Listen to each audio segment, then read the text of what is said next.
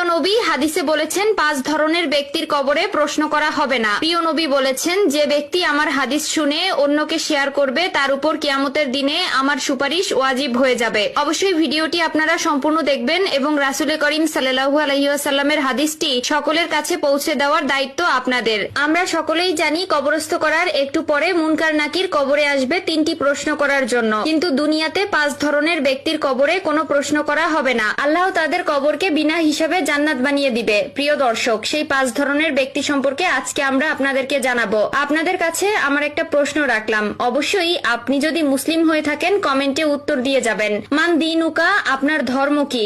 অবশ্যই উত্তরটি কমেন্টে দিবেন। বেশি কথা না বলে শুরু করি আজকের ভিডিও। আমাদের 5 ধরনের ব্যক্তি সম্পর্কে জানা উচিত। এই 5 জন ব্যক্তির ভিতর আল্লাহ যেন আমাদেরকে শরীক করেন, আমিন। 1 নম্বরে, ওই ব্যক্তির কবরে প্রশ্ন করা হবে না যিনি শহীদ হয়েছেন। এখানে শহীদ বলতে তাদেরকে বোঝানো হয়নি যারা দুনিয়া